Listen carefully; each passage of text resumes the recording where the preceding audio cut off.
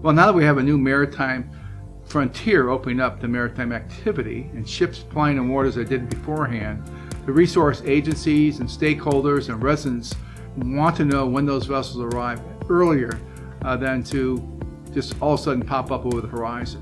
And they can't keep a watch with a telescope or binoculars 24 hours a day. So this automatically monitors vessels and detects vessels when they enter a particular area of concern, and then notify the appropriate party the vessel's there and the type of vessel.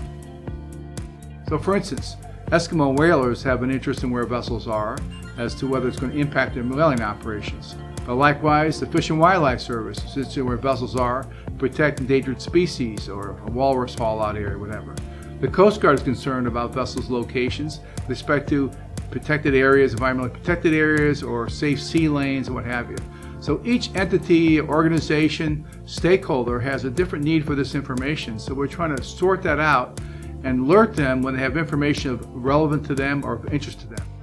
We've used a very rudimentary process in the past, which is more manually involved and not automated, when the Shell was engaged in drilling operation up in the Arctic. And they found out that there are many vessels work for them, but they didn't all get the word respected staying out of a protected area, and they got some violations for other vessels they had contracted with for going the wrong area. So they asked us to put in a watchdog system and where we could monitor vessels' operations, and as they approach an area they were not supposed to be in, we'd call them on a satellite phone and tell them you're approaching an area, advise them of that, and they stayed clear. What we're going to do is give an opportunity to people who have a need for information on vessels to actually get on a website and prescribe what they want to see. The first part of that project is to figure out a way to define those areas. Who gets to define those areas? How can they be defined? How flexible they are? Are they, do they change with time? It may be in one location on one date, but later on it needs to move to a different date depending on the activities. And so you need an alert system, and you need a way of defining what those areas are. And then the third component to it is a way to subscribe to it in such a way that you only get the information that you're interested in, not overwhelmed with every alert of every sensitive area of every ship. You'll notice that we monitor vessels all the time, and vessel tracking systems in and of themselves have been fantastic for expanding maritime domain awareness. So anybody with an account to PackTrax can see what's going on with vessels at any given time. And that in and of itself is wonderful. But one of the things that we've learned monitoring vessels 24 hours a day is that sometimes it's nice to let the system be able to tell you when a particular event is happening.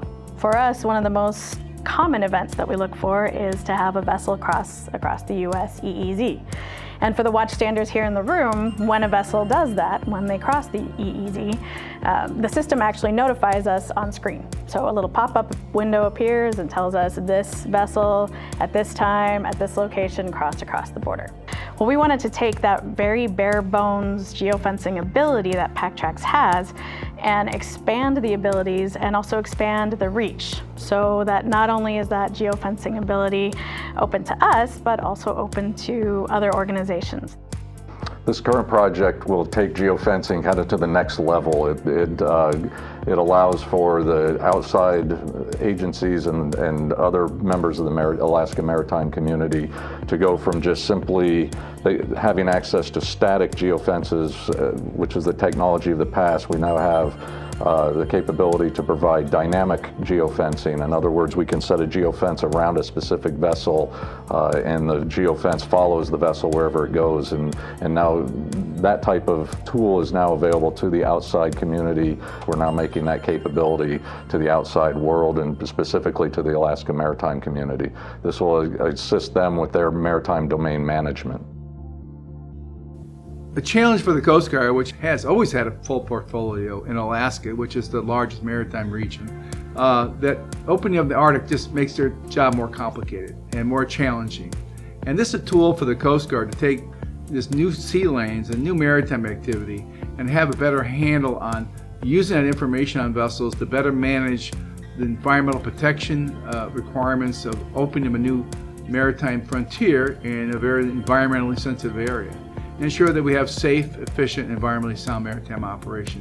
So it's a tool that really introduces technology to deal with this tremendous increased workload they're taking on.